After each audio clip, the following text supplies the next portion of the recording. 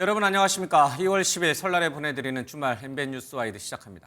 네, 설 당일인 오늘 고속도로 곳곳에서는 정체가 빚어지고 있는데요. 이 시각 고속도로 상황부터 알아보도록 하겠습니다. 서울유금소의 취재기자 나가 있습니다. 이승민 기자 전해주시죠.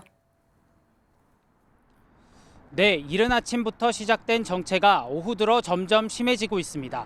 귀성객과 귀경객, 여행객까지 합류하면서 고속도로 양방향 모두에서 차량 정체가 빚어졌습니다. 오늘은 이번 연휴 중 가장 많은 차량 605만 대가 고속도로를 이용할 것으로 예상됩니다. 주요 구간별 교통 상황, 폐쇄로 영상 보시겠습니다. 먼저 경부고속도로 안성분기점 부근입니다. 서울 방향에서 교통 정체가 이어지고 있고 하행선 역시 통행량이 많습니다. 다음은 청주나들목 구간입니다. 상행선과 하행선, 양방향에서 차가 막혀 주차장을 방불케 합니다. 영동고속도로 마성터널 일대도 인천과 강릉 양방향에서 차량이 거북이 걸음을 이어가고 있습니다. 오후 3시 기준 이곳 서울요금소에서 부산까지는 평소보다 2시간 정도 더 걸리는 6시간 30분이 소요됩니다. 대전까지는 3시간 20분, 강릉 3시간 30분, 대구 5시간 30분, 광주는 5시간이 소요됩니다. 반대로 귀경길은 부산에서 서울 7시간, 광주에서 서울 6시간 10분이 예상됩니다. 한국도로공사는 오늘 오후 1시에서 6시 사이 정체가 정점에 달할 것으로 예상했습니다. 귀성길은 오늘 오후 8시쯤부터 풀리고 귀경은 자정을 넘겨 내일 새벽 2시쯤에야 해소될 걸로 전망됩니다. 지금까지 서울요금소에서 MBN 뉴스 이승민입니다. 네, 총선을 2달 앞둔 올해 설 밥상에는 어떤 이슈들이 화제였을까요? 오늘 뉴스와이드는 민심 특집으로 함께합니다. 오늘도 4분 모셨습니다. 박창환 장한대 교수, 송영훈 국민의힘 법률자문위원, 최수영 전 대통령직 인수위 전문위원, 한민수 더불어민주당 대변인과 함께합니다. 어서 오세요. 안녕하십니까. 네, 민심 특집 오늘은 화제가 된 이슈들을 키워드로 준비해봤는데요. 가장 먼저 보실 키워드 어떤 게 준비되어 있을까요? 영상으로 먼저 확인해 보시죠.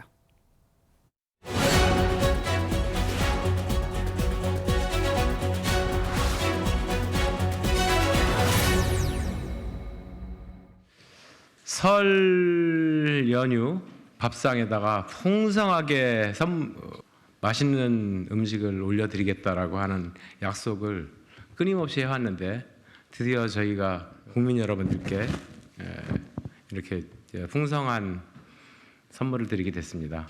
제3지대에 있던 각 정치 세력이 하나로 뭉쳐서 하나의 당으로 이번 총선에 임하게 되었습니다. 국민 여러분들께서 이번 총선을 통해서 위성정당을 서슴지 않고 공개적으로 추진하는 이 기득권 정당의 반칙에 대해서 분명하고 준엄한 심판을 해 주시길 바랍니다.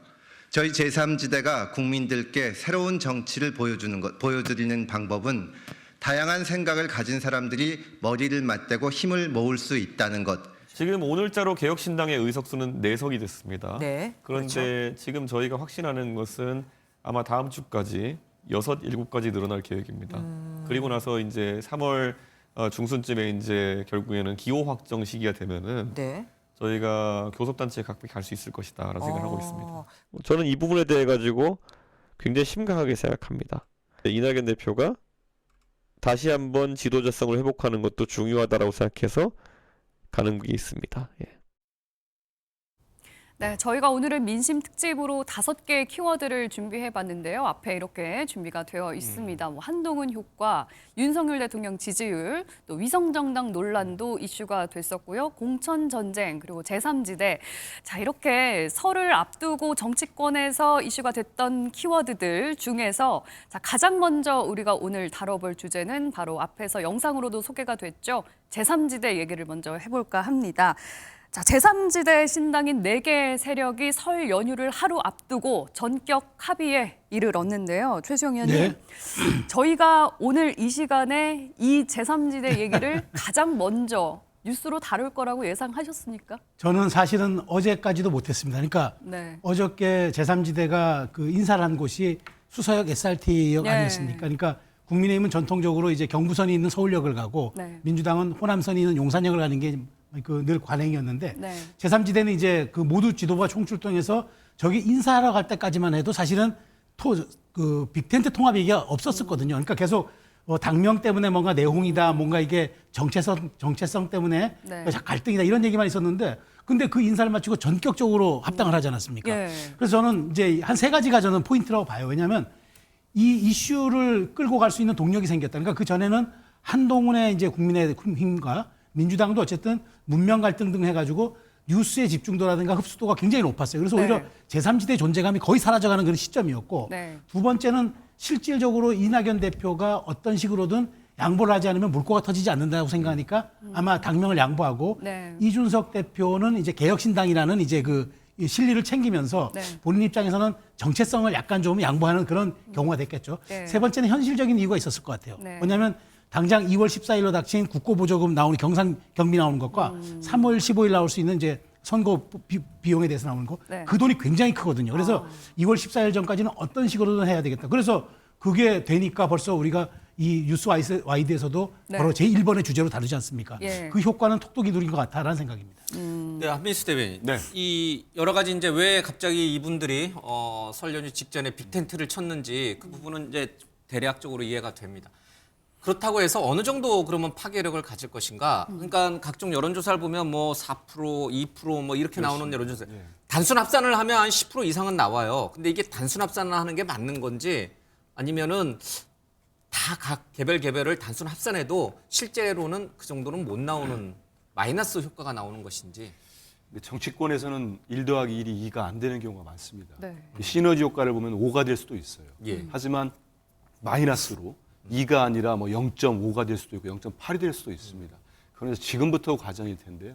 저는 좀 전에 말씀하신 부분 중에 조금 빠진 부분이 뭐냐면 이른바 이번에 비례대표 선거제가 사실상 준연동형제로 네. 기존의 연동형제로 가기로 결정이 거의 된 거 아니겠습니까? 네. 그 상황에서 지금 각계 그 제3지대를 노리는 정당들이 산계에 있어가지고는 안 된다는 판단을 했을 겁니다. 그리고 설 연휴 명절 전에 일단은 합당을 하겠다는 선언문이라도 발표를 하는 게 이분들로서는 화두가 되고 예. 낫다는 판단을 했을 것 같고요. 다만 사실 지금부터가 저는 문제라고 봐요. 네. 가장 중요한 것들이 있죠. 크게 본다면 2가지가 있을 겁니다. 일단은 정책 부분이 있을 거예요. 이준석 대표가 이끄는 개혁신당의 정책들이 상당히 사회적으로 주목도는 높였습니다만 논란의 여지가 있는 정책들이 상당히 많이 있습니다. 네. 그러면 다른 이낙연 대표가 이끌었던 새로운 미래랄지 이런 정당들이 모두 흔쾌히 응할 것이냐. 네. 그러면 당원과 당령 이런 부분을 어떻게 할 것인가 이런 논란이 있을 수 있고요. 무엇보다도 가장 중요한 거는 이제 시간이 갈수록 결국 이제 공천은 어떻게 할 거냐, 지역은 어떻게 할 거고 가장 중요하다고 볼 수 있는 비례대표 순번은 각 개파들, 정파별로 어떻게 배치할 건가 네. 이런 부분이 있고요. 거기에다 저는 하나 첨언한다면 그럼 인물을 어느 인물로 선거를 치를 것인가 이게 상당히 중요할 것 같아요. 가장 비근한 예로 2016년도에 국민의당이 호남에서 성공한 이유는 안철수라는 그 뚜렷한 상당히 지지율을 확보한 대선 주자가 있었고 네. 호남이라는 지역적 기반이 있었는데 좀 미안한 얘기입니다만 이준석 대표나 이낙연 대표나 지금 현재로서는 그렇지 못하지 않습니까? 예. 지지율 자체가 좀 낮고 지역적 기반도 뚜렷하지 않은 상황에서 이런 세 개의 요소들이 어떻게 가장 시너지를 낼 건지 아니면은 오히려 마이너스의 어떤 부정적 영향을 미칠지는 좀 지켜보면은 머지않아 드러나지 않을까 싶습니다. 네. 그러면 이게 제3지대 빅텐트가 쳐졌으면 전국적으로 다 지역구에 후보를 낼 것인가? 그렇다면 그 후보들은 새로운 어떤 신인 인재로 발굴돼서 들어오는 인재들인가? 아니면 뭐 말씀하신 대로 각 당에서 공천 탈락한 사람들 이삭죽기 하듯이 모아가지고 전국 선거를 치를 것인가? 여러 가지 이제 좀 방향이 달라질 것 같아요. 어느 쪽에 좀 가까우리라 보세요?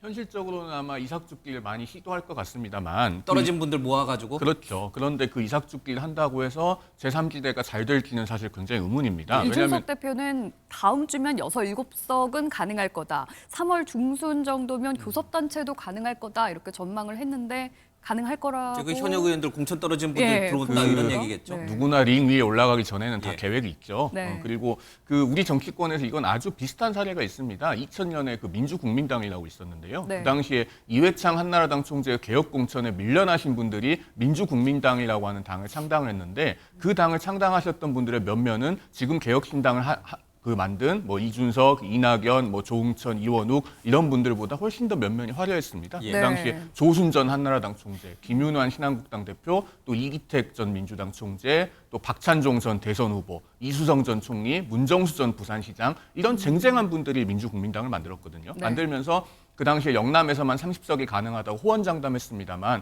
최종 결과는 전국 득표율 3.7%의 지역구 한석, 비례대표 한석 그렇게 총 2석을 얻는 데 그쳤습니다. 결국에는 우리 국민들께서 개혁공천에 밀려서 탈당하신 분들은 예. 상당히 어떻게 보면 구시대적 인사다 내지는 함량 미달이라고 보기 때문에 네. 그런 분들을 모은다고 해서 국민들이 감동하지 않는다는 것이죠. 어떤 새로운 정치를 표방하기에는 적절한 대안이 아닐 걸로 보입니다. 네, 그렇다면 지금 또 관심은 이준석 대표와 이낙연 대표가 출마를 할 것인가. 특히 이낙연 대표 같은 경우에는 불출마 선언을 했기 때문에 안 할 수도 있겠다 싶지만 또 이준석 대표는 출마를 권하지 않았습니까? 어떤 선택을 할 거라고 보세요?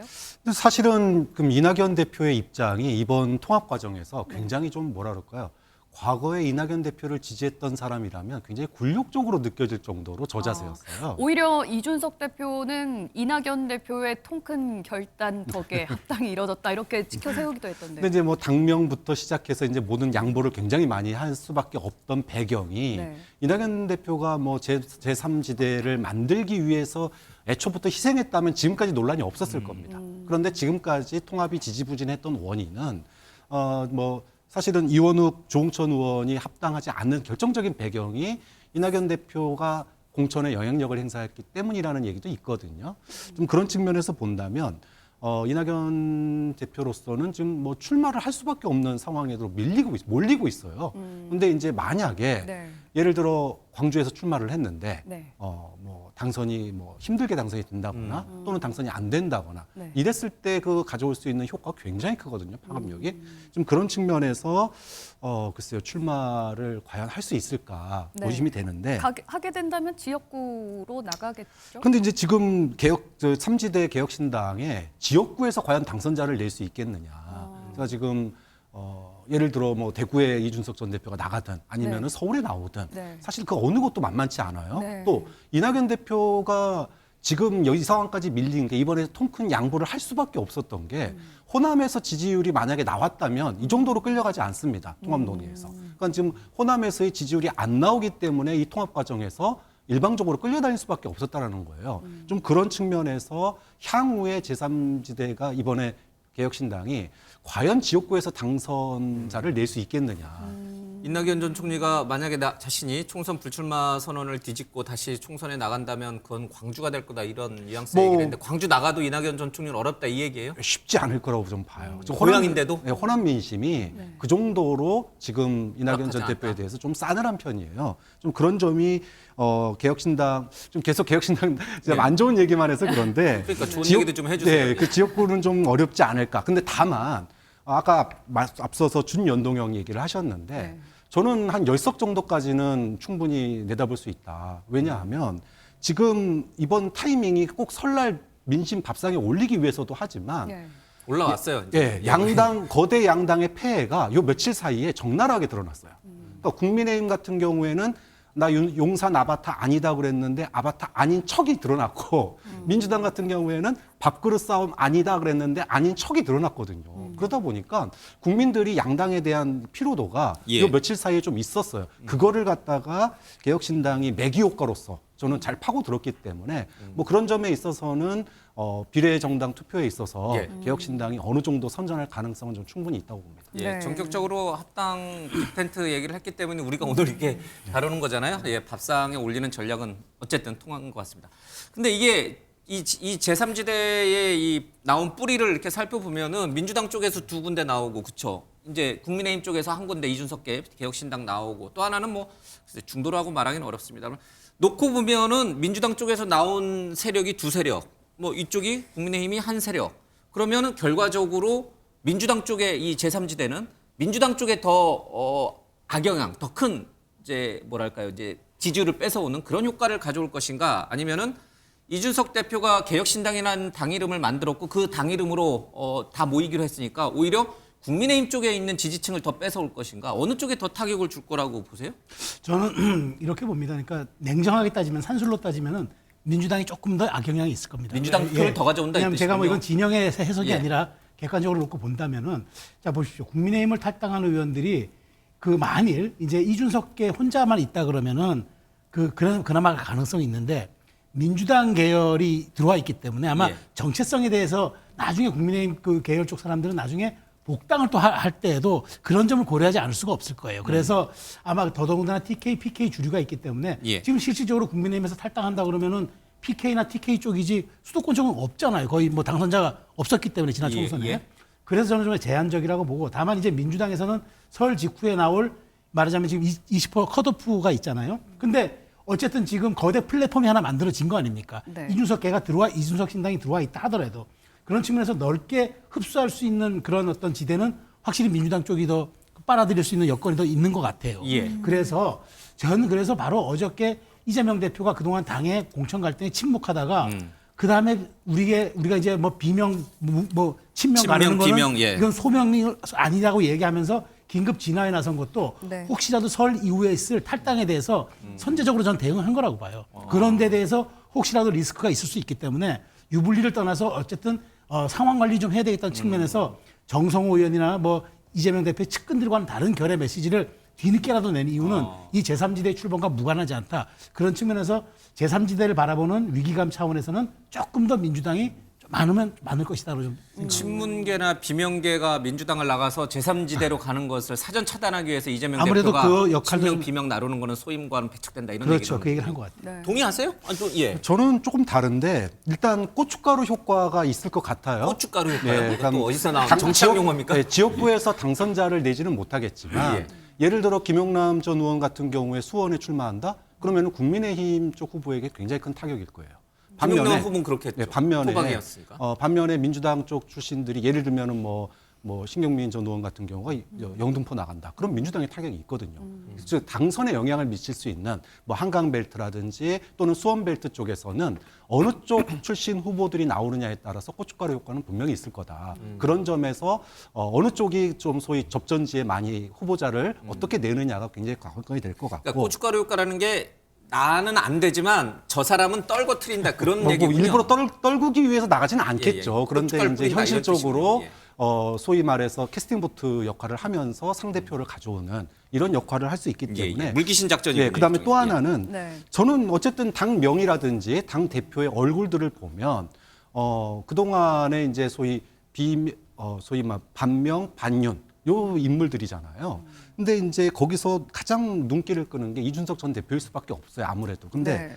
지금 최근에 정책들에서 이대남 표를 저는 소위 과거에 윤석열 대통령과 지방선거 때 이대남들이 국민의힘을 찍었었는데 네. 이 표들이 저는 어느 정도 움직일 가능성이 있다. 그러니까 이대남은 충성표가 없거든요. 충성도가 낮습니다. 네. 그 표가 만약에 개혁신당 비례라든지 이런 후보들로 올 경우에 그럼 이건 누구에게 더 지금 타격을 고춧가루를 미치겠느냐. 뿌리는 거냐? 그렇죠. 그러면은 비례에 있어서 국민의힘으로 갈 수도 있던 표가 사실은 제3지대로 흡수될 수도 있는 거기 때문에 그런 측면에서 본다면은 국민의힘에게 좀 더 악영향을 끼칠 수 있는 측면이 보이는 거죠. 파괴 효과는 대체적으로 크진 않겠지만 그래도 효과를 낸다면 오히려 국민의힘 쪽에 더 영향을 줄 수도 있다.